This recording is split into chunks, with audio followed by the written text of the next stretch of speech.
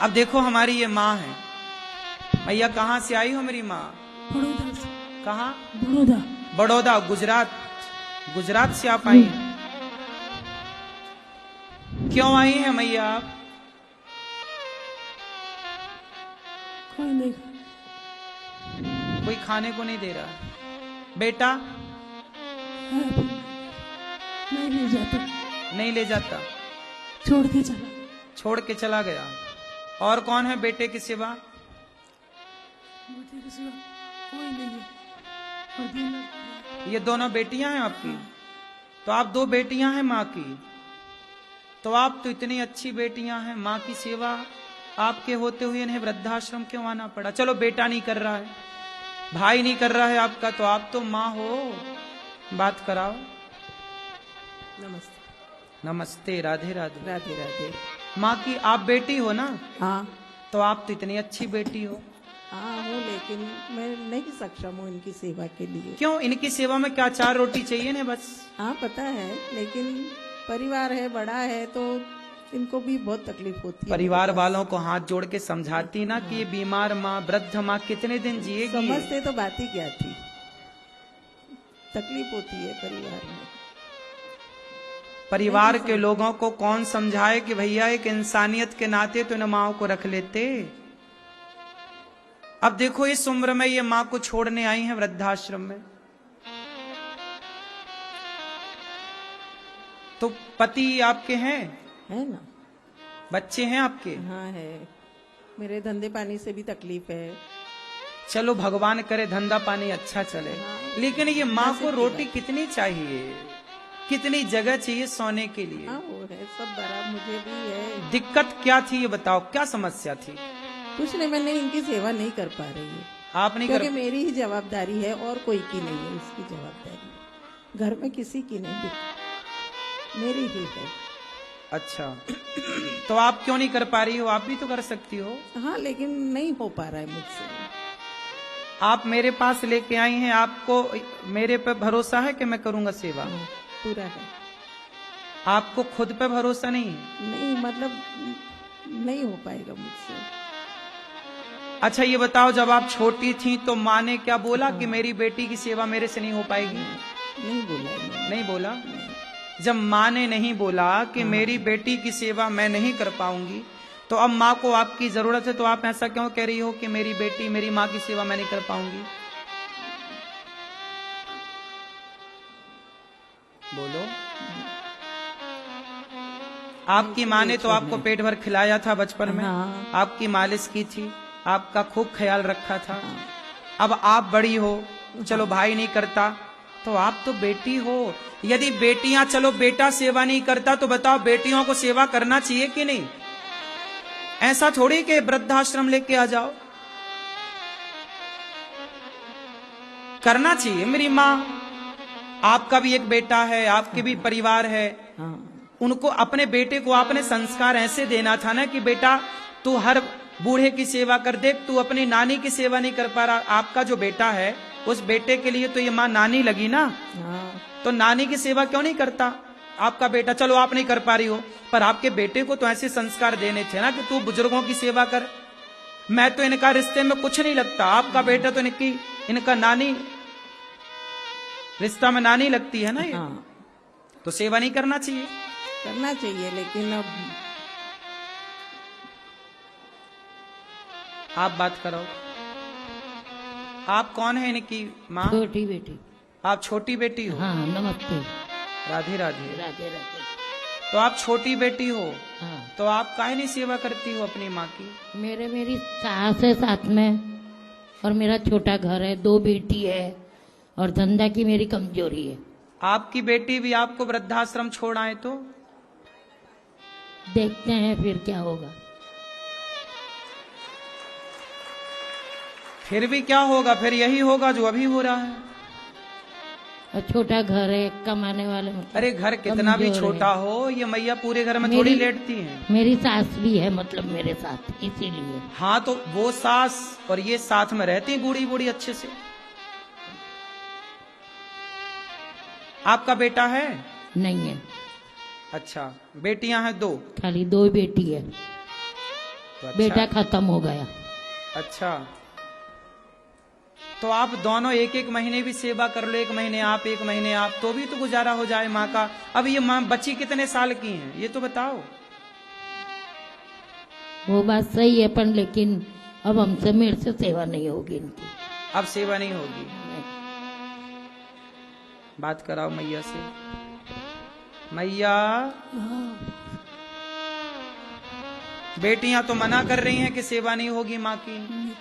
इतने दिन से इन्हीं के पास रहती थी। इतने दिन से इन्हीं के पास थी, बेटा नहीं ले गया आपको सेवा करने? नहीं, वो 10 साल हो गए। 10 साल हो गए। 10 साल हो गए।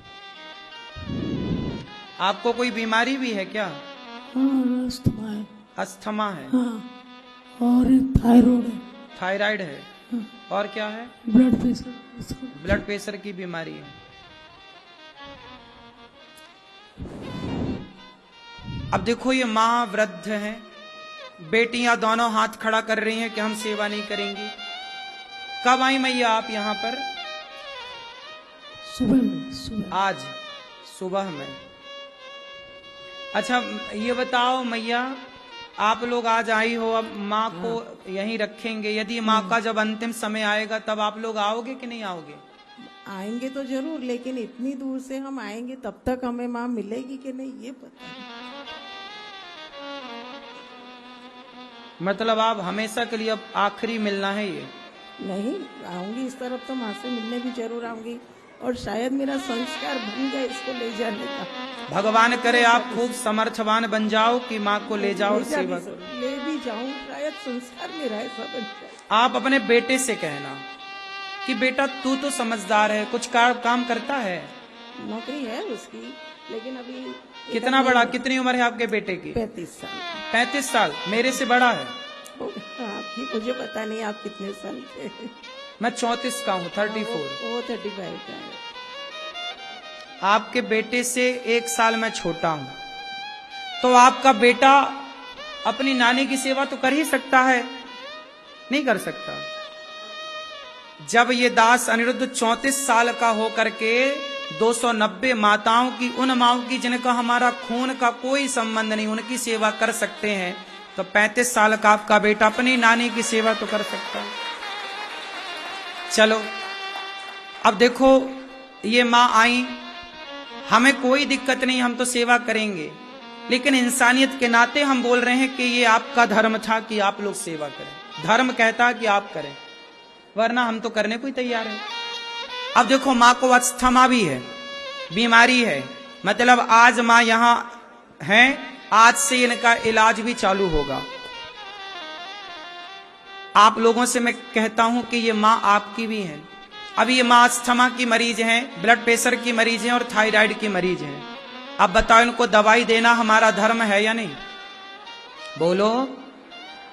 यहां पर केवल माँ ही नहीं रहती, एक माँ मतलब एक संसार है। एक माँ मतलब एक संसार। सब चीज चाहिए, दवाई चाहिए, कपड़े चाहिए, साबुन चाहिए, तेल चाहिए, भोजन चाहिए, दूध चाहिए। इसलिए आपसे कहता हूं, मैं तो आपसे कहता हूं एक माँ को गोद लो। मैं तो केवल कहता हूं रोटी का सहयोग करो, मैं तो ये नहीं कहता कि दवाई दो। लेकिन अब कहता हूं कि देखो हमारी सारी वृद्ध माएं बुढ़ापे में कोई ना कोई रोग तो आ ही जाता है, और दवाइयां सोचिए 290 माओं की दवाइयां, कुछ ना कुछ दवाई किसी ना किसी माँ को तो चलती ही रहती है। इसलिए बहुत खर्चा होता है दवाइयों का। आपसे प्रार्थना है कि आप में से कोई थोड़ा थोड़ा दवाइयों का भी साथ दे के माओं के लिए। कि अब जैसे ये माँ है कि एक माँ ही है, इनकी थायराइड की दवाई, ब्लड प्रेशर की दवाई, इनके अस्थमा की दवाई। अब अस्थमा की दवाई के लिए ना पता है कि वो आता है, पंप आता है, वो एक पंप बड़ा महंगा आता है ना, उसको लेना पड़ता है, ऐसे करना पड़ता है कैप्सूल डाल के, तब जाके वो सारी दवाइयां महंगी होती हैं। आप लोग साथ देते हैं तो इन माओं की सेवा होती है। मैया आपसे कोई पैसा तो नहीं लिया हमने यहाँ रहने के? नहीं, कोई पैसा नहीं लिया। नहीं। आपकी मर्जी है, खुश हैं आप यहाँ रह करके, रहेंगी, अच्छा लगेगा ना आपको? आपने यहाँ के बारे में सुना है पहले? टीवी पर सुना होगा। पहले आई थी। पहले आप आई थी? हाँ। कब? गई साल। पिछले साल दर्शन करने। ठीक है, अब आप यहीं रहना मेरी माँ। अब आपकी 2 बेटियां और 1 बेटा नहीं, आपकी 2 बेटियां और 2 बेटा। ये दास अनिरुद्ध आपका बेटा है। ठीक है, जो बन पड़ेगी टूटी फूटी हम आपकी सेवा करेंगे। और आज से ये सारा परिवार आपका, इतने सारी बेटियां, इतने सारे बेटे आपके, हम सब आपकी बेटी और बेटा। आप बनोगे बेटा इनके। इसलिए कमाई करना मेरे दोस्त, एक छोटा सा कमाई का हिस्सा माओ के लिए। ये वो माएं हैं जिन माओं को अपनों ने देखो इस तरह से ठुकरा दिया। करना चाहते तो सब व्यवस्थाएं हो जाती। देखो ना, गौरी गोपाल में माताओं को रहने की जगह नहीं है, पूरा आश्रम खचाखच भरा है। लेकिन क्या करें, इस दिल में अभी जगह है कि नहीं ये माँ वापस ना जाए। जब बेटियां ही छोड़ने आई हैं तो अब ये वापस जाएंगी तो कहां जाएंगी। इसलिए कहता हूं कि इन माओं के लिए जो आश्रम गौरी गोपाल का निर्माण हो रहा है, उस आश्रम के निर्माण में एक छोटा सा योगदान आपका भी हो। फिनिशिंग चल रही है, कमरे बन रहे हैं माओं के लिए। एक कमरे में कम से कम एक चौखट तो आपकी हो, एक दरवाजा तो आपकी तरफ से लगे, एक खिड़की तो आपकी तरफ से लगे, एक ईंट तो आपकी तरफ से लगे, एक बोरी सीमेंट तो आपकी ओर से कम लगे, एक टाइल, एक छोटा सा ही सही योगदान हो आपका। पर गौरी गोपाल में माओं के लिए आपका योगदान हो। आप सबसे मेरी हाथ जोड़ के प्रार्थना है कि आप घर में भोजन बनाते हैं तो ये सोचकर बनाया करिए कि आप तो खा रहे हैं, पता नहीं गौरी गोपाल में आपकी माएं खाई होंगी कि नहीं। तो खाने के पहले 2-4 रोटी वृद्ध माओं के लिए भेज दिया करो, कुछ रोटी आपकी ओर से। आप इन माओं को दवाई जरूर देना। एक नियम बनाओ कि एक छोटा सा सहयोग आप माओं के लिए करेंगे। एक दवाई, भले 1 रुपया की दवाई दो, 1 रुपए का सहयोग करो, पर करो, क्योंकि ये हम सबकी जिम्मेदारी है। बताओ, इन माओं की सेवा अनिरुद्धाचार्य की जिम्मेदारी है कि हम सबकी है? बोलो। तो हम सबकी जिम्मेदारी है तो हम सब सेवा करें, हम सब इन माओं का साथ दें। इन माओं के लिए एक मां को आप गोद लीजिए, एक मां का आप साथ दीजिए कि एक मां को हम रोटी देंगे, एक मां को हम भरपेट भोजन देंगे, एक एक मां की सेवा करेंगे तो हो जाएगी सेवा। आपके घर में चूल्हा जलता है तो आपके सहयोग से गौरी गोपाल में चूल्हा जलता है। इन माओं के लिए रोटी बनती है। और केवल इन माओं की सेवा ही नहीं, गौरी गोपाल में सवेरे 8 बजे से हजारों साधु संतों का आगमन होता है। फुटपाथ पर रहने वाले संत, भजन करने वाले साधु, भगवान का चिंतन करने वाले संत, यदि आप इन संतों को भी अन्नदान देना चाहें, आप भी इन संतों को एक दिन की रोटी बंटवाना चाहें, तो आप भी एक दिन की रोटी इन संतों को अपने नाम से बंटवाइए, ताकि आपकी रोटी खा करके ये संत भजन करें और इनके भजन का पुण्य आपके बच्चों को मिले, आपको मिले।